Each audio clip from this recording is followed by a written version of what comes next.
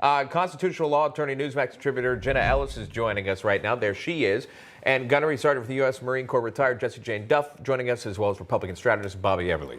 Good to see everyone here. Jenna Ellis, I will start with you on this. I assume you were listening to this press briefing there by the president. He's reacting to the jobs reports.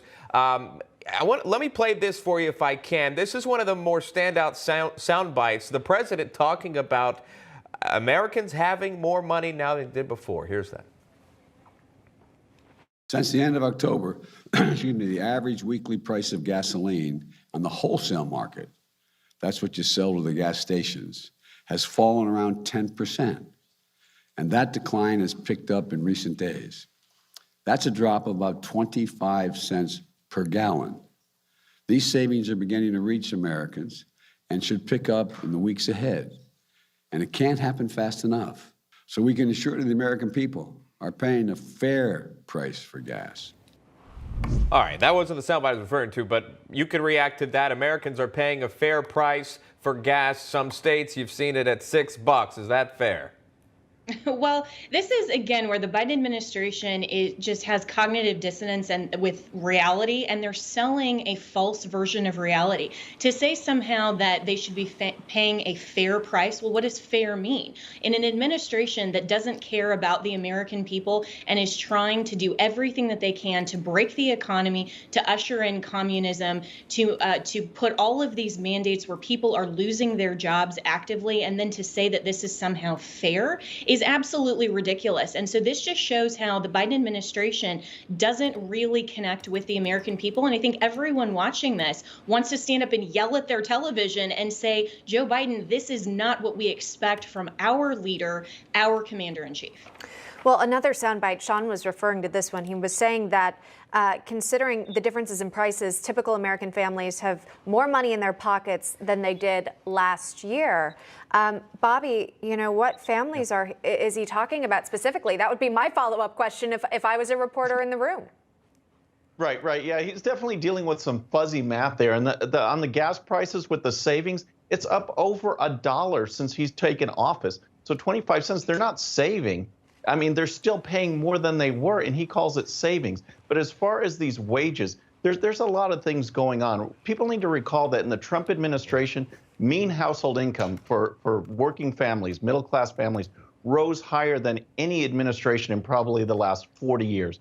That's just a fact. Joe Biden keeps going back to last year when people were on PPP and unemployment insurance and lockdowns. I mean, wages, I would hope, are better than when you're getting unemployment insurance. But again, he is just referring to what happened last year. The fact of the matter is we have record low participation in the employment sector. People aren't looking for jobs. They're frustrated. They'd just rather stay home. So what he's doing is he's cherry picking stats to try and justify or make it palatable to the American people the hurt that they are feeling through inflation, gas prices, you name it. They're suffering, and everyone knows it. Well, Jesse Jane Duff, the president said he's added more jobs than any president in history. He said that we were out 18 million jobs. Americans were out 18 million of them, and now it's down to 2 million. And he did that. Your thoughts on it?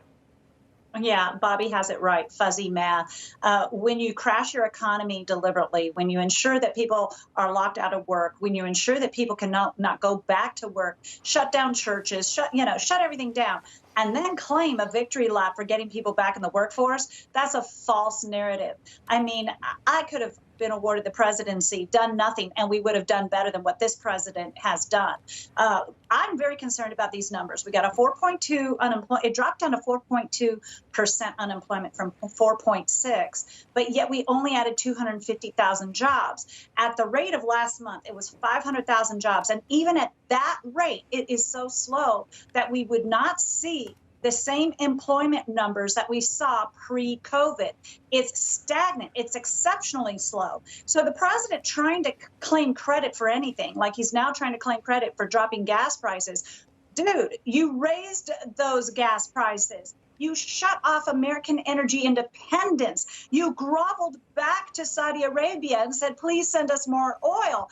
I mean, this is just crazy. It's like, I know I hit you. I know you're now in the hospital. I know your car was totaled. But do you like the new car I gave you and that my insurance paid for your health care? Look what a hero I am. That's the comparison he's done. Yeah, maybe not what every American wanted to hear from the president or see play out in the recovery efforts, although he did kind of address the Omicron variant as well, his plan, increase booster campaign efforts, free at-home tests, and then have those covered by insurance as well. So that's more on the Omicron. We're going to touch a little bit more on that later on in the show. Panelists, if you don't mind, please stay with us.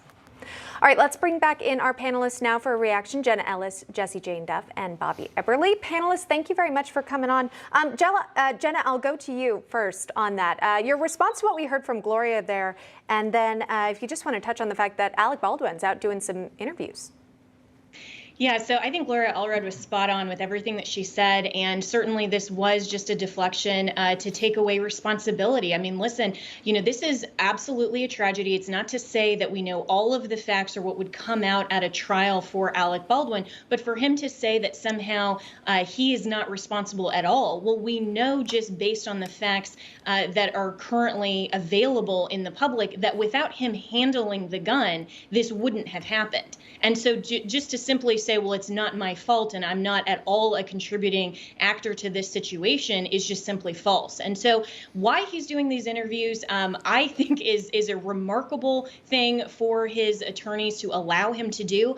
They're clearly trying to shape the narrative in the court of public opinion and not waiting the probably year it's going to take to continue the investigation and ultimately get to the trial stage. I think they're trying to bolster his character, and it really didn't work, and we see that reaction on Twitter. So I think that was a mistake for his lawyers to allow him to do that. Yeah, Bobby Eberle, I played this in my head from a media perspective as to why he would conduct this interview. He would go through, and it's just one, by the way, but he would do this during an investigation because he's not under oath. Jenna, as you know, he's not under oath, so he can say what he'd like, but I don't know if it matters to the court of public opinion right now.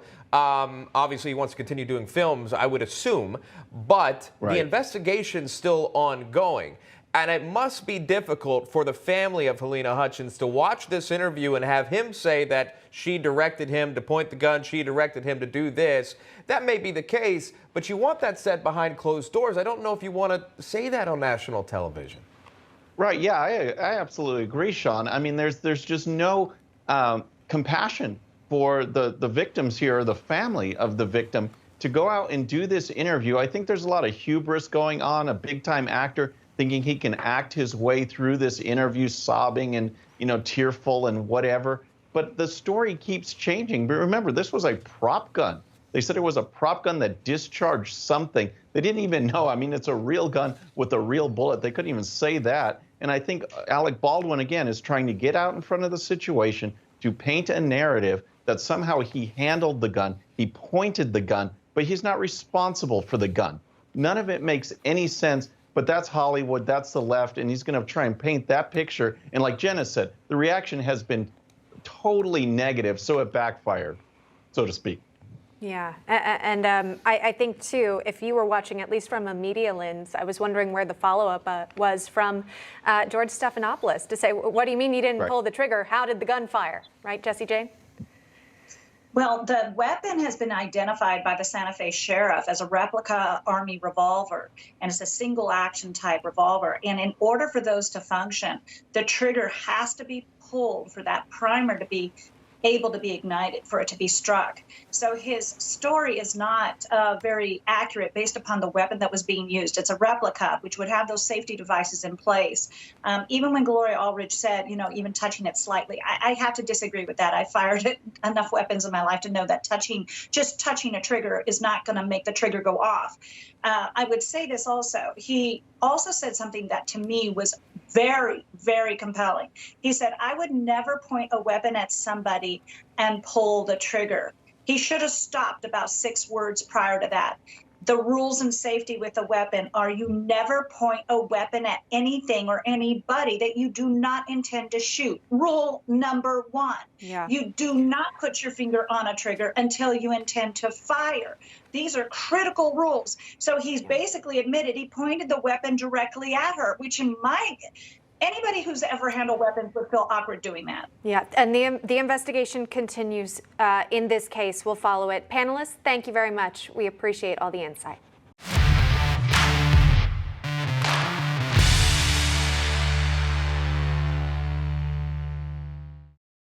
All right, friends, thanks again for tuning in. I really appreciate it. And before you go, please hit that subscribe button above. Once you do, tell your friends, share it, spread the word about the 13-minute news hour so we can keep growing. And for more great content, check out these videos right here, and I'll see you next time.